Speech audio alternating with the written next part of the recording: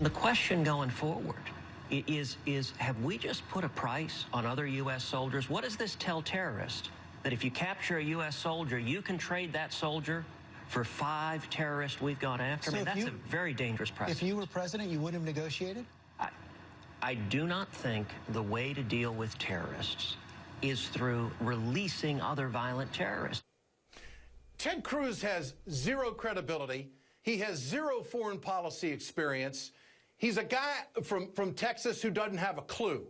All he knows is that he's got a big name and a big state behind him, and he can get on any show he wants, and it's all pablum. Anything to take down the president. There's nothing American about Ted Cruz. Nothing American about Ted Cruz. So says Ed Schultz, of all people. All right, I thought that was a good icebreaker for the panel. You know them, you love them. Rick Ungar is back, the host of Steele and Ungar on SiriusXM Radio. And Grace Marie Turner, founder of the Galen Institute, is back with us as well. All right, forget what he said. Let's concentrate a little bit on what Ted Cruz said. And Ted Cruz is so very right. And we're talking to Pat Buchanan in the previous segment. You might have heard. And others have said that the Israelis do this all the time.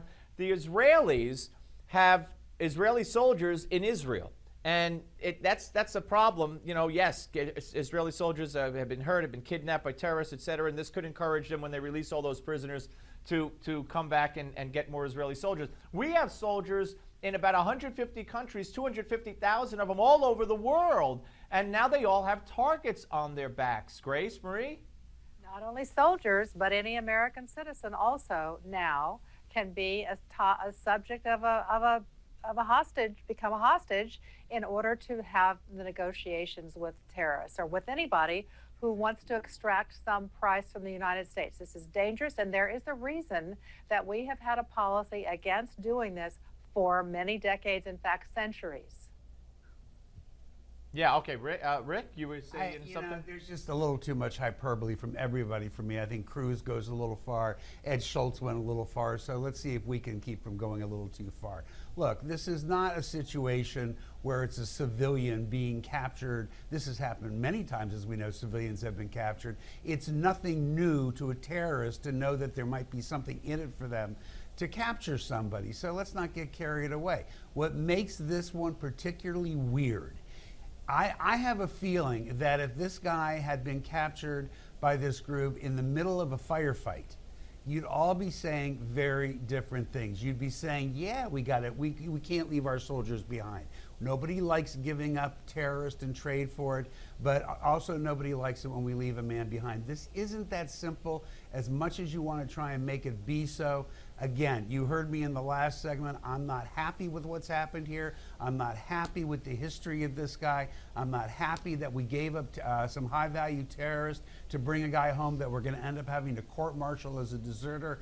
But, let's maybe try and learn something from this instead of getting carried away. Well, we could learn that Barack Obama doesn't know what he's doing. I agree with Grace Marie Turner and the others who have said this does send a signal to terrorists all over the world. You really think they needed that signal? They're not kidnapping Americans. Where's all the kidnapping of American soldiers? Have you ever heard of this country called Iraq, Afghanistan, Pakistan, where Americans, contractors have been kidnapped for years? You cannot be serious. And we've exchanged terrorists for them? No. No, but now we are. So now, Exactly. the word is out. Rick, we have changed the game. We have changed the game by negotiating and turning over 5 high-value criminals from Guantanamo in exchange for this American soldier, and we're using the term loosely now, but that we have changed the game ourselves by saying, yes, now we'll negotiate with you, and we'll turn over terrorists in exchange. Look, if it were that clear cut, I'd be more than happy to agree. But you can certainly understand. Not say it's clear Wait, let me finish my Grace point. Marie, let him go, then you'll go. My point. Yeah. You can't tell me that you don't understand the scenario that does argue that this guy really is a prisoner of war. I mean, you can call them a terrorist group, and they are. I'm not disputing that, but this did take place in the context of a war, so it's not the same thing. Again, I'm not being supportive of the administration because I don't happen to agree with how this went down, but I really do have a problem when people come to these hard and fast decisions when there's so much we don't know yet, and when there were circumstances here that take it out of the ordinary. A contractor gets taken. No, he's not a prisoner of war. When a guy who's a soldier is taken in a battle scenario, you can see why they would come to that conclusion, even if technically that isn't what happened, because it wasn't the government of Afghanistan that took him. All right, Grace Marie. There's some evidence that he was not, and obviously all of this is going to have to come out when we get a full investigation, but some evidence that he wasn't listed as an official prisoner of war. What did the military know about this guy? Not listed by who? By the government of the United States. He was not considered a prisoner of war. That came out today. And plus, how are these people prisoners of war all of a sudden? Rick, how are we now fighting a war when this administration thinks that the people at Gitmo should be tried down the block at federal court in New York City? If they're prisoners of war, they belong in military tribunals. How do they reconcile that? First of all, you don't have to reconcile that. You're talking about two completely different things. But I do have a question. You guys spent in the last hour all that time talking about how the Obama administration has been working on this deal for all these years. Yeah. So what was the reason they were working on it for? I don't know what this official listed thing means, but obviously they must have viewed him as a prisoner of war. Otherwise, why single him out?